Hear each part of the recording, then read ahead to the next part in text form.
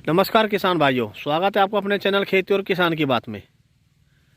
किसान भाइयों, जो आप ये खेत देख रहे हैं, यह 1 एकड़ का यानी कि 5 बीघे का खेत है। और जो ये खेत है, ये पश्चिमी उत्तर प्रदेश जिला मेरठ का है। और यहाँ पर हमने जो गन्ने की कटाई की थी, गन्ने की कटाई करने के बाद हमने इसको 26 तारीख में इसमें रोटावेटर के माध्यम से इसमें जो है गेहूँ बो दिया गया था। और जो हमने गेहूँ बोया था, उसकी जो मात्रा हमने ली गई थी वो 11 किलो प्रति बीघे के हिसाब से ली गई थी। पूरे खेत की अगर हम बात करें, 1 एकड़ का ये खेत है, तो 1 एकड़ में जो हमने मात्रा ली थी वो हमने 55 किलो गेहूं लिया था, जिसमें हमने बुआई की थी। लगभग पूरे दिन हमने बुआई की थी। शाम को लगभग 5 साढ़े 5 बजे तक हम बुआई करके इसमें फ्री हो गए थे। लेकिन जैसे ही गन्ना बुआई के बाद घर पर चले गए थे, तो उसी रात को बारिश हो गई थी। 27 तारीख से 27 और 28 तारीख लगातार 2 दिन बारिश हुई है। और बारिश होने के बाद जो खेत की स्थिति है वो मैं आपको दिखाने की कोशिश कर रहा हूं। तो जो खेत है वो हमारा लगभग ये रोटावेटर का बुआ हुआ है। अब पता नहीं कि इसमें जो हमारा गेहूं हमने बुआई की गई थी गेहूं की, वो इसमें जमेगा या नहीं जमेगा, ये देखना होगा।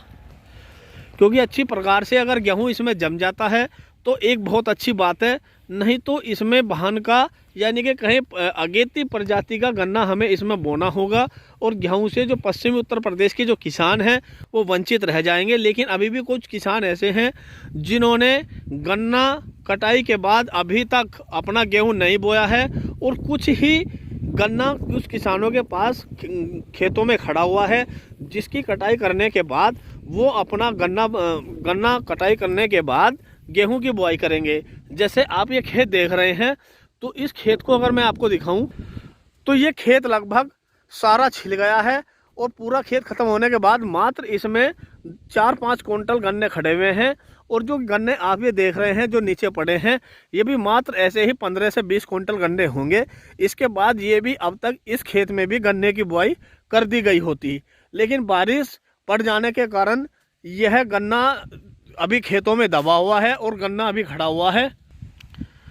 तो बहुत ज़्यादा लेट हम हो जाएंगे बारिश के कारण। और अभी भी जो पश्चिमी उत्तर प्रदेश की अगर हम बात करें, तो यहाँ पे लगभग 60 से 70% किसान ऐसे हैं जिसकी गेहूं अभी तक खेतों में नहीं बोया है। अगर 1-2 दिन बारिश और चलती है और बारिश के बाद किसान भाइयों जो हमारे खेत आते हैं, जिसको हम पलेवा करके या बारिश के जो खेत हम जोतने के लिए आते हैं, जब हम गेहूं बोंगे तो जो खेत आएंगे वो खेत लगभग 1 महीना ले लेंगे। और 1 महीने का मतलब है कि लगभग जनवरी का आखिरी सप्ताह। तो आखिरी सप्ताह में जो हम गेहूं की बुआई करेंगे उसमें केवल हमारा कोई भी प्रॉफिट नहीं होगा, क्योंकि उससे अच्छा तो हम कुछ ना कुछ जो कुछ ना कुछ हम जो गेहूं हैं वो खरीद लेंगे। और गेहूं खरीदने के बाद उसमें जो सबसे बड़ी समस्या आएगी वो केवल किसान के लिए, पशुओं के लिए भूसे की समस्या आएगी। और भूसे के लिए भी कहीं ना कहीं व्यवस्था पुराली के माध्यम से या किसी भी माध्यम से हमें करनी होगी। तो यही सबसे बड़ी समस्या है। कमेंट करके सभी किसान भाई ज़रूर बताएं, क्या पश्चिमी उत्तर प्रदेश में अभी कितने प्रतिशत किसान ऐसे हैं जिन्होंने अभी तक अपने गेहूं की बुआई नहीं की है, और कितने लोग ऐसे हैं जिनका बारिश की वजह से गेहूं बोना बिल्कुल भी अनिवार्य नहीं है, और कितना फ़र्क इन चीज़ों से पड़ रहा है। तो देखना यही होगा, क्योंकि मौसम अभी भी बिल्कुल भी बहुत ज़्यादा बादल आए हुए हैं। बारिश का मौसम आप देख रहे होंगे अभी भी लगातार बना हुआ है बारिश का मौसम जो है। और यह किसानों के लिए जो गेहूं बोने की प्रयास में थे उनके लिए कोई अच्छी खबर नहीं है, बहुत बुरी खबर है। तो मैं किसान भाइयों, यही एक आपदा होती है किसान के लिए। जो लोग कहते हैं कि किसान इतने अच्छे में और मज़े में जी रहा है, यही सबसे बड़ी समस्या है। उसका जो भी अनाज होता है, जो भी गन्ना होता है, सब कुछ खुले आसमान के नीचे होता है।